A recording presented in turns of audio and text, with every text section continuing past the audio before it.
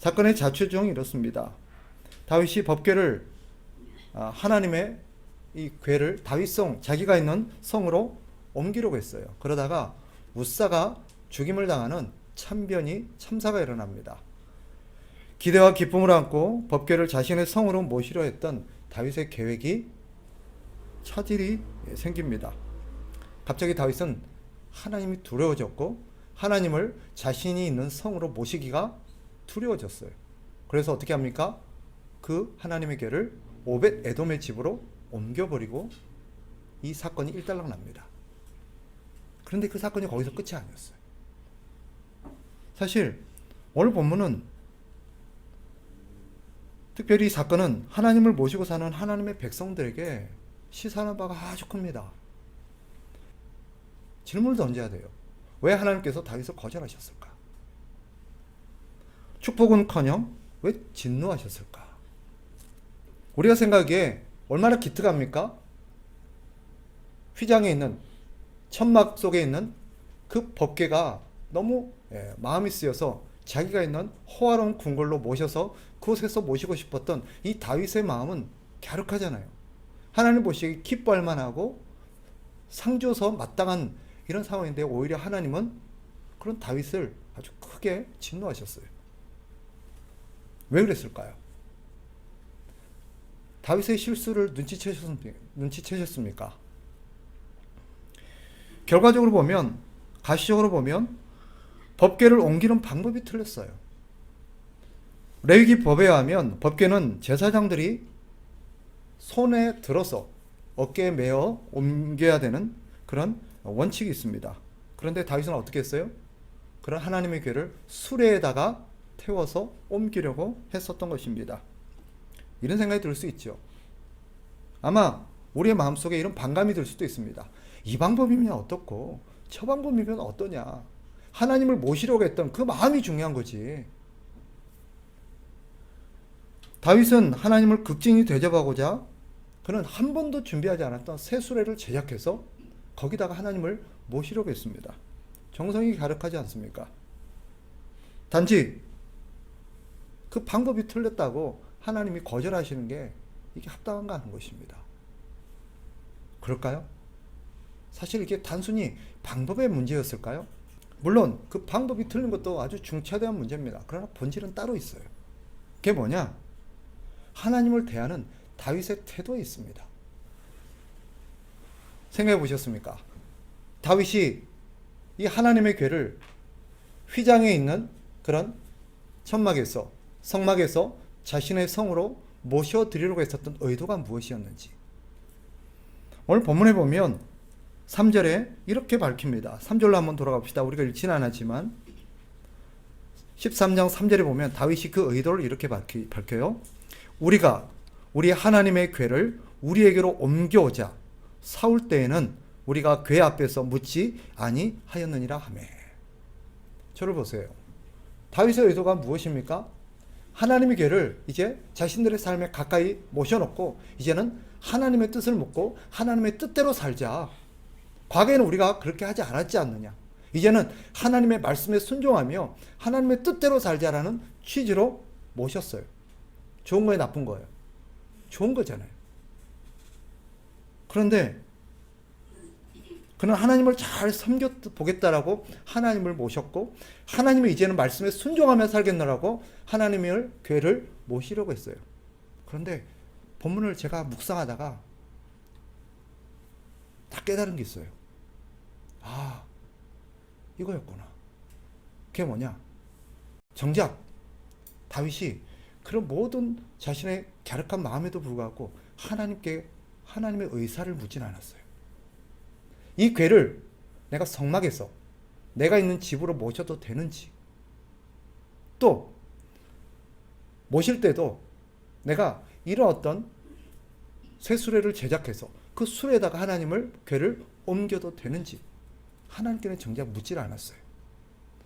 하나님의 뜻을 묻고 하나님의 뜻대로 살겠다는 사람이 하나님의 의사와 하나님의 의견을 묻지 않았어요.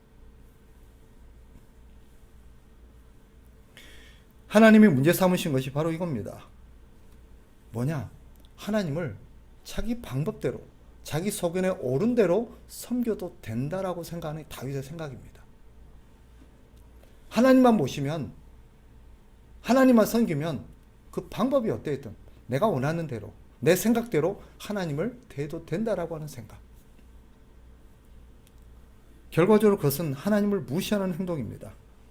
하나님을 존중하고 하나님을 경외한다면 자신의 생각대로가 아니라 하나님의 뜻대로 했어야 합니다. 하나님께서 분명하게 정해놓은 뜻을 왜 자기의 생각대로 바꿉니까? 하나님을 위해서 그러고 하나님의 정말 뜻대로 살기 원한다면 하나님의 뜻을 묻고 하나님의 의사를 존중해야지.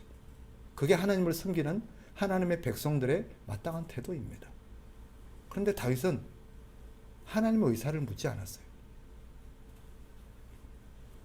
하나님께서 원하시는 게 뭘까요? 정말 하나님께서 원하시는 게 뭘까요? 오늘 본문은 바로 거기에 대한 대답입니다. 진짜 하나님께서 하나님의 백성들에게 원하는 것, 그것은 하나님을 경외하는 것이고 하나님의 뜻을 존중하는 것입니다. 그게 하나님의 뜻입니다. 하나님을 경외하며 하나님을 존중하는 삶이 어떤 것입니까? 그 대답이 오늘 본문에 나오는 오벳 에돔입니다. 하나님은 이 오벳 에돔을 통해서 하나님을 경외하고 하나님을 존중하는 삶이 무엇인가를 우리에게 또 다윗에게 말하려고 했던 것입니다. 그 두려운 하나님을 오벳 에돔이 모시게 되었지요. 본인의 의지가 아니었어요. 더구나 오벳 에돔은 우사를 지신 하나님을 모시는 일이 얼마나 두려웠겠습니까? 바로 직전에 이 법궤 하나님의 궤를 옮기다가 무슨 일이 벌어졌어요? 우사가 죽는 비극이 벌어졌어요. 그 사건 직후에 그 우사를 죽인 하나님의 궤가 자기 집으로 오고 있는 거예요. 두렵고 떨림으로 하나님의 궤를 모셔왔을 것입니다. 그리고 하나님을 섬겼을 거예요. 실수할까봐 혹여나 잘못해서 우사처럼 하나님 앞에 심판을 받아 죽임을 당할까봐 얼마나 조심스러웠겠습니까? 아마도 하나님의 뜻을 생각하고 또 생각했을 것입니다. 하나님 어떻게 하라 했지? 하나님 뭐라고 가르치셨지? 그런 오벳 에돔을 하나님이 도와주셨어요. 하나님을 진심으로 경외하며 바르게 섬기려 하는 자를 하나님이 도우십니다.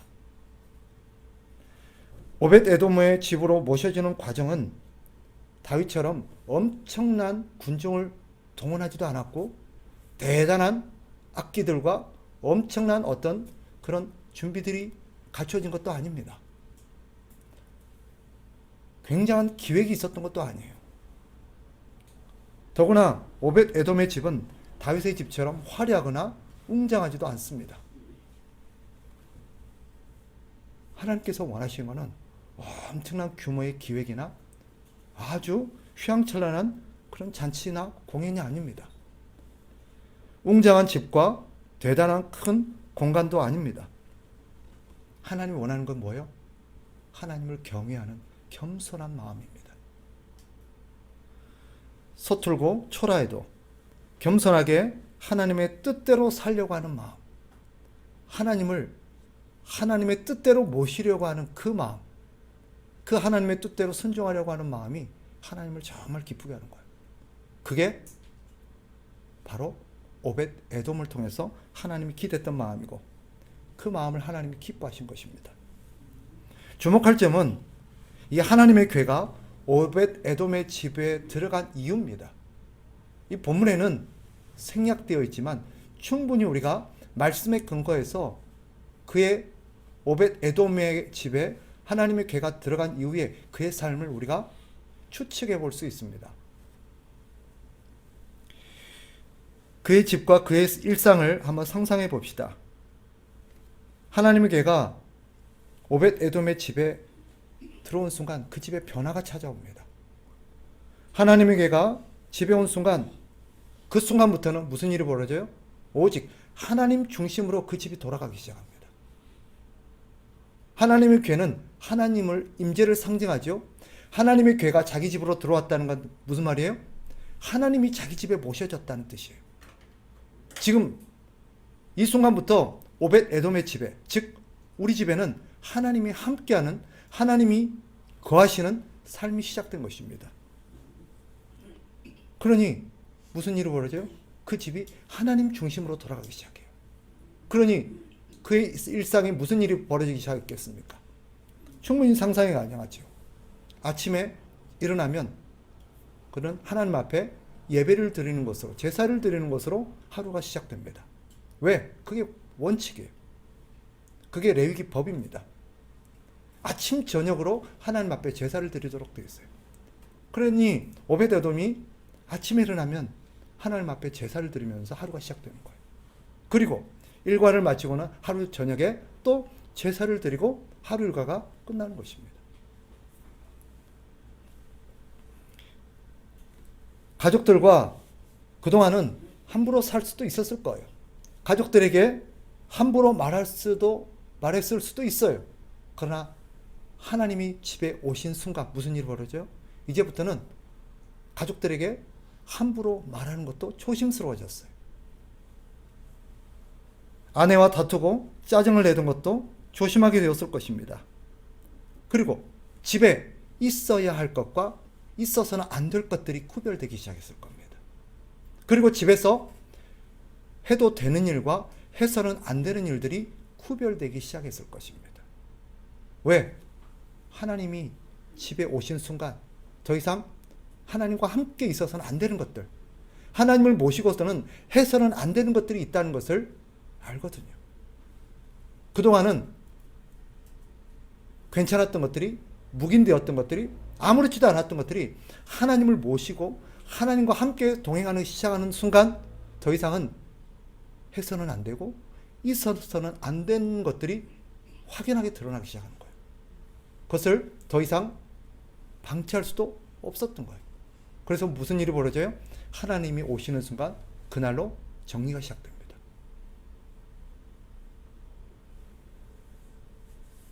하나님을 모시고 산 이상 말도 행동도 생각까지도 함부로 할 수 없는 노릇이었습니다.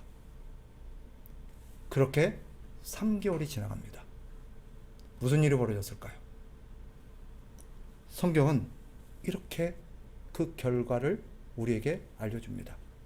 14절 같이 한번 읽읍시다. 시작. 하나님의 괴가 오벳 에돔의 집에서 그의 가족과 함께 석 달을 있으니라. 여호와께서 오벳 에돔의 집과 그의 모든 소유에 복을 내리셨더라. 아멘. 3개월이 지나고 무슨 일이 벌어졌어요? 오벳 에돔의 집에 하나님의 복이 임했습니다. 도대체 그 복이 뭘까요? 본문에는 생략되어 있지만 이게 역대상 저 뒤로 26장으로 가보면 하나님께서 오벳 에돔의 집에 준 복이 무엇인지가 드러납니다. 자, 잠깐 수고스럽더라도 거기를 접어놓으시고 역대상 26장으로 한번 가봅니다. 26장 4절부터 9절까지 제가 한번 읽을 테니까 천천히 눈으로 한번 따라오세요. 하나님께서 오벳 에돔의 가정에 무슨 복을 주셨는지. 4절 읽습니다. 오벳 에돔의 아들들은 맏아들 스마야와 둘째 요사박과 셋째 요아와 넷째 사갈과 다섯째 느다넬과 여섯째 암미엘과 일곱째 이사갈과 여섯째 불레데이니 이는 하나님이 오벳 에돔에게 복을 주셨습니다. 그의 아들 스마야도 두어 아들을 낳았으니 그들의 조상 가문을 다스리는 자요 큰 용사라.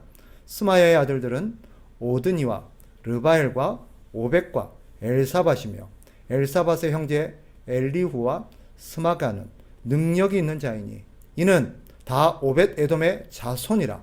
그들과 그의 아들들과 그의 형제들은 다 능력이 있어 그 직무를 잘 하는 자이니 오벳 에돔에게서 난 자가 62명이며 또 무셀레마의 아들과 형제 18명은 능력이 있는 자라. 자, 저를 보세요. 하나님께서 오벳 에돔의 집에 무슨 복을 내리셨어요? 오늘 본문을 보면 정리하기를 그의 자손이 많아지고, 그죠? 자손들이 많아질 뿐만 아니라 그 자손들이 몇 명이래요? 62명이에요. 62명의 자손들이요, 전부 다 하나님 앞에 능력 있는 하나님의 사람들로 쓰임받는 복을 얻게 된 거예요. 놀랍죠? 원래 이 오벳 에돔의 가문이 뭐 하는 사람이냐면 성전 문지기들이었습니다. 그런데 이 가문의 사람들이 전부 다 능력 있는 하나님의 사람들이 되었고, 하나님 앞에 한 명도 예외가 없이 하나님 앞에 귀하게 쓰임받는 그런 복을 누리게 된 거예요. 복을 주신 이유가 무엇입니까? 그것은요, 오벳에돔과 그의 가문이 하나님을 두려워하고 하나님을 경외하는 삶을 살았기 때문입니다. 하나님 중심의 삶, 하나님을 두려워하고 하나님을 경외하는 삶이 무엇인가를 오벳에돔을 통해서 보여줘요. 그게 뭐예요? 하나님을 모시고 사는 삶이요, 하나님을 모시는 삶으로서 하나님 중심의 삶을 살아가는 것이 무엇인가를 잘 보여주죠. 그것이 바로 하나님을 경외하는 삶입니다.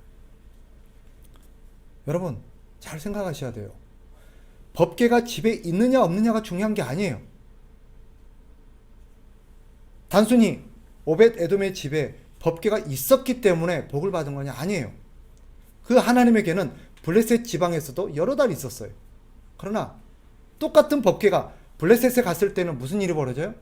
온 가는 데마다 저주가 임해요. 똑같은 하나님의 궤가 다윗의 성으로 모셔지려고 했을 때는 비극이 일어났어요. 그런데 오벳에돔의 집에 모셔지는 순간 그 집이 복을 받아요. 무엇이 그 차이를 만들어내죠? 하나님을 대하는 태도입니다.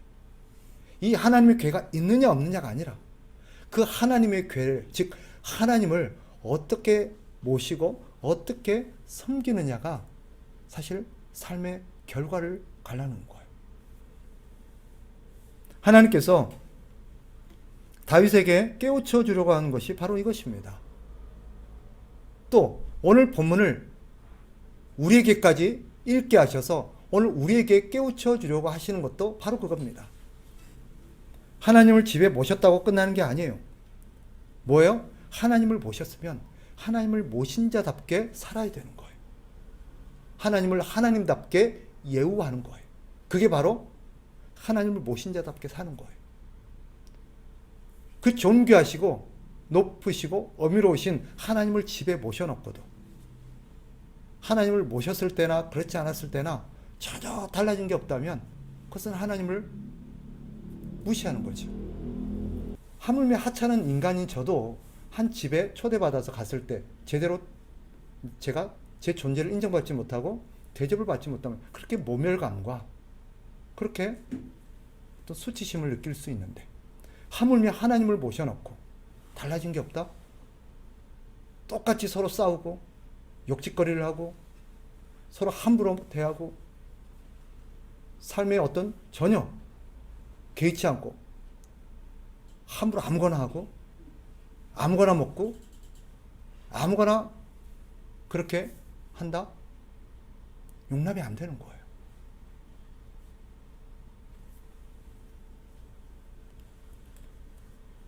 하나님을 모셨으면 하나님을 모신 자답게 행동해야 돼요. 하나님을 하나님답게 예우해야 돼요. 그게 무엇인지를 오벳에돔을 통해서 보여줍니다.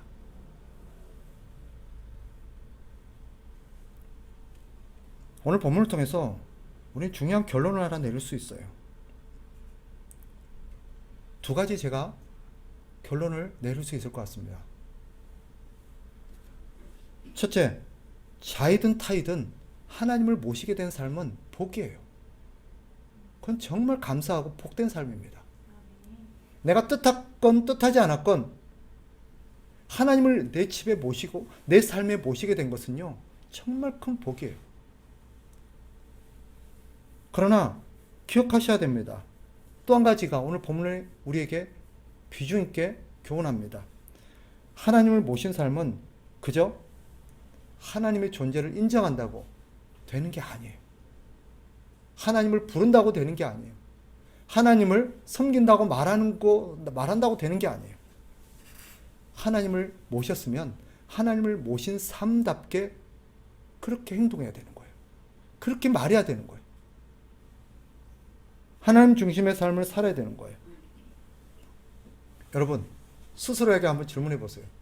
여러분 창피할까봐, 무안할까봐 제가 묻지는 못하겠어요. 솔직히 여러분, 우리 다 하나님 모시지 않았나요? 하나님을 내 삶에 모시지 않았나요? 하나님을 내 마음에 모시지 않았나요? 하나님을 내 삶의 전 영역으로 여러분이 하나님을 모셨다면 그때부터 달라져야 되는 거잖아요.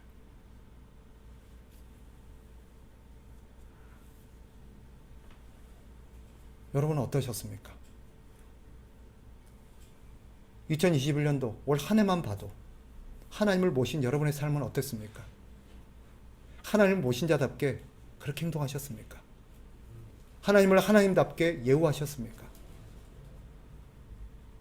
하나님은 하나님이 뻔히 나와 함께 있는 걸 알고 하나님이 뻔히 나와 함께 옆에 계신 걸 알면서도 하나님이 무한할 만큼, 하나님이 모멸감을 느낄 만큼, 하나님이 수치심을 느낄 만큼 그렇게 함부로 행동하지 않으셨습니까?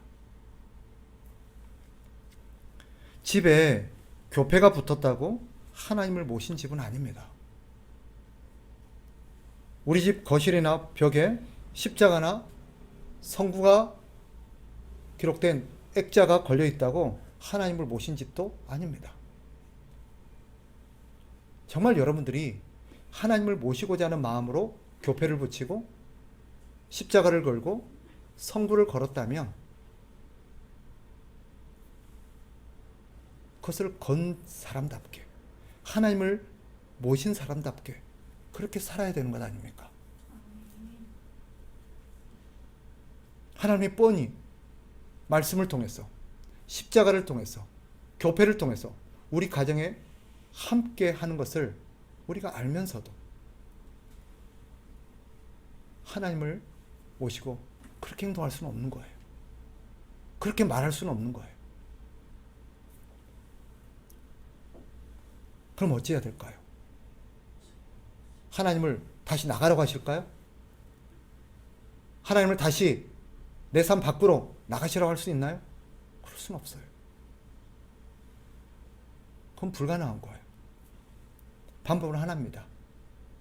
다시 한번 하나님 앞에 용서를 구하고, 하나님, 내가 하나님을 모셔놓고 내가 이렇게 망령되게 행했습니다.